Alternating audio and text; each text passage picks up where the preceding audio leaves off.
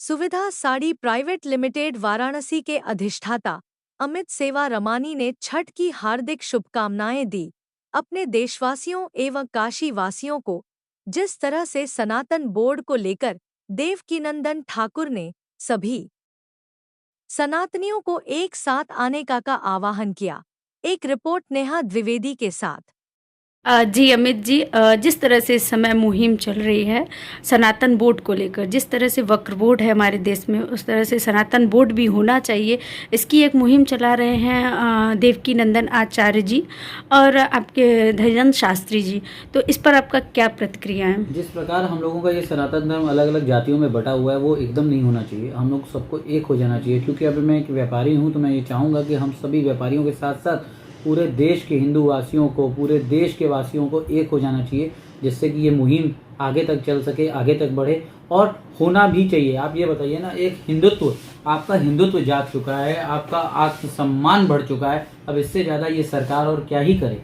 सिर्फ इतना ही नहीं, आप ये देखिए कि आप बाबा काशी विश्वनाथ कॉरिडोर देख लीजिए, अयोध्या देख लीजिए, या किसी भी हिंदू राज्य का मंदिर देख लीजिए।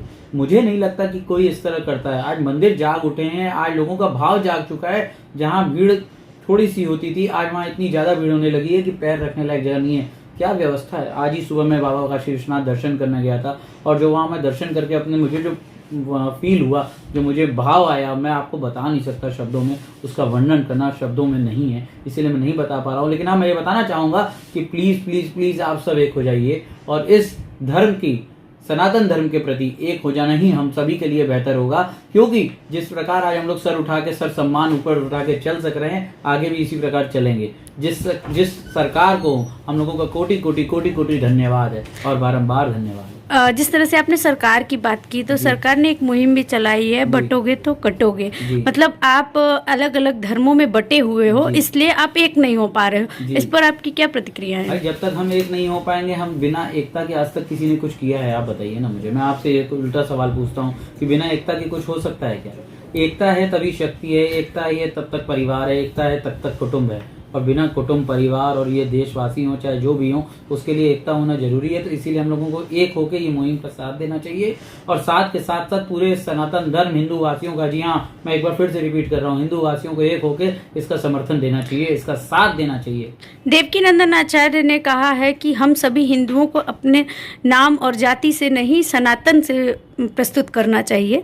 जैसे कि आप अमित है तो अमित सेवा रमानी न कह के अमित सनातनी कह के, जैसा चाहती हैं। अगर ऐसा ही है तो मैं सभी से, आप सभी देशवासियों से निवेदन करना चाहूँगा कि आप सभी भी अपने नाम के आगे देशवासियों को मैं निवेदन करना चाहूँगा कि सनातन लगा लें। जी हाँ, जैसे मेरा नाम अमित सेवा रमानी है तो अब मैं लगाऊंगा सनातन अमित सेवा रमानी।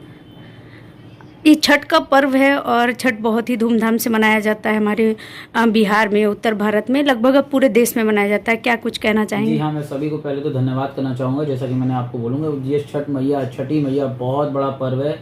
इस प्रकार पूरी रात भर औरतें जागती हैं, व्रत रहती हैं अपनी बच्चे लंबी उम्र की आयु के लिए, और भी कई लोगों की अपनी प्रार्थनाएं रहती हैं। इस छठ का बहुत बड़ा महत्व है। हम लोगों का अर्घ्य का प्रसाद, जी हाँ, खासकर अर्घ्य प्रसाद। मैं खुद छठ मैया मनाने जाता हूँ, मेरे एक मित्र हैं, उनकी माता जी के साथ। तो ये एक बहुत बहुत बहुत बड़ा पर्व है। आप सभी को ढेर सारी शुभकामनाएं, आप सभी की मनोकामना पूर्ण हो। ये छठी मैया, सबका सम्मान बचाए रखना, सबका भला करना।